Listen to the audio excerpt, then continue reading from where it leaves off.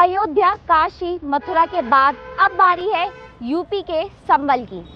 नमस्कार, मैं हूं शैली और आज मैं आपको बताऊंगी कि उत्तर प्रदेश के संबल जिले में हो रहे धार्मिक विवाद के बारे में और कैसे इसके साथ अब ये धार्मिक मुद्दा राजनीतिक भी बनता जा रहा है।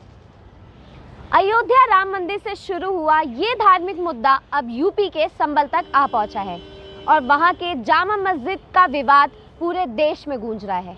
इसी के साथ अब उस पर राजनीतिक गतिविधियां भी देखने को मिल रही हैं।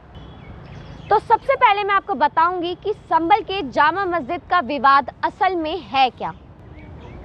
हिंदू पक्ष का दावा है कि इस स्थान पर पहले एक प्राचीन हरिहर मंदिर हुआ करता था।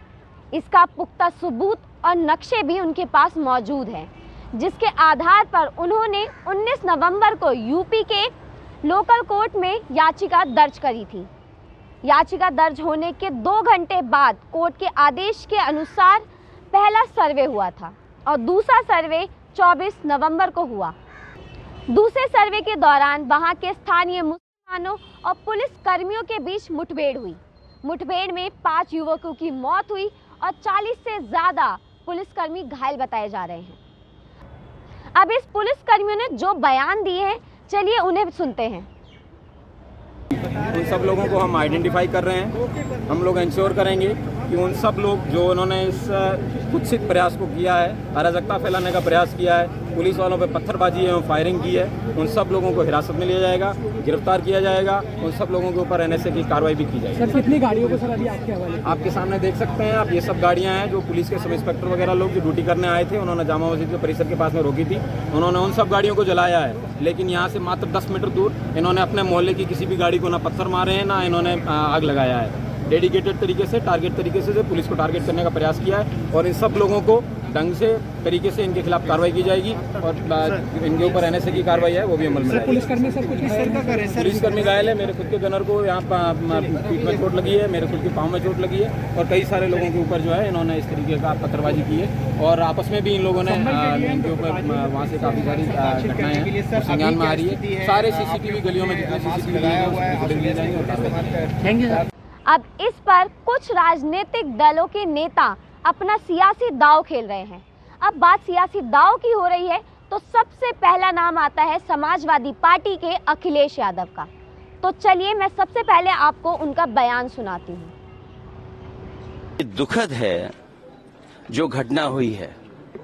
हमारे सांसद जियाउर रहमान जब संभल में ही नहीं थे और उसके बावजूद भी उन पर एफआईआर दर्ज करना, ऐसा उदाहरण कभी किसी को मिला होगा देखने को, सुनने को? एक पुलिस ऑफिसर ये कह रहा हो कि नेता बनना छोड़ दो, नेताओं का सहारा लेना छोड़ दो। किसके लिए भाषा थी वो? और मैं ये कहना चाहता हूं, हालांकि सब जानकारी आपके पास है, दुखद है कि नईम जैसे नौजवान की जान चली गई, बिलाल की जान गई है, रोमान की जान गई है, कैफ, अयान, और इसमें से कुछ कम उम्र के भी हैं। मुझे याद है जब मैं लखनऊ में प्रेस कर रहा था, उस समय जो जानकारी थी और जो जानकारी छिपाई जा रही थी, जब वहां पर लोकल स्तर से जानकारी हासिल हुई तब मैंने कहा कि नईम की जान गई है और पुलिस की गोली से गई है। आप लोगों पे सब वीडियोस हैं, आप लोगों पे जगह जगह से वीडियोस मिले हैं, कवरेज है पूरा का पूरा कराया गया ये दंगा है। और किसने कराया? सरकार ने कराया। अखिलेश यादव के बाद बीएसपी की मायावती कैसे पीछे रह सकती है? तो अब उनका भी बयान आप सुनिए। कल यूपी में उपचुनाव को लेकर आए अप्रत्याशित नतीजों के बाद से खासकर संबल जिला सहित पूरे मुरादाबाद मंडल में काफी तनाव की स्थिति व्याप्त थी कल से ही। ऐसे में शासन व प्रशासन को संभल में मस्जिद व मंदिर विवाद को लेकर सर्वे कराने का कार्य आगे बढ़ाना चाहिए था, तो ये ज़्यादा बेहतर होता। लेकिन ऐसा ना करके जो आज वहाँ सर्वे के दौरान जो कुछ भी बवाल हुआ है, हिंसा हुई है, तो उसके लिए यूपी का शासन व प्रशासन पूरी तरह से जिम्मेवार है। ये अति निंदनीय है। ये जो भी कुछ उधर हो रहा है ये अति निंदनीय है, जबकि ये काम दोनों पक्षों को साथ में लेकर शांतिमय ढंग से किया जाना चाहिए था, जो नहीं किया जा रहा है। ऐसे में अब मैं खासकर संभल के सभी लोगों से वहाँ शांति व्यवस्था बनाने की भी पुरजोर अपील करते हुए अपनी बात यही समाप्त करती हूँ। धन्यवाद। जय भीम। तो जैसा कि आपने सुना कि विपक्ष बीजेपी को ये कह रही है कि बीजेपी जामा मस्जिद का इस्तेमाल कर रही है ताकि यूपी में हो रहे उपचुनावों से जनता का ध्यान भटका सके। तो अब ये बयानबाजी और राजनीति तो चलती रहेगी और इस मामले पर क्या फैसला आता है ये भी अब देखने की बात है।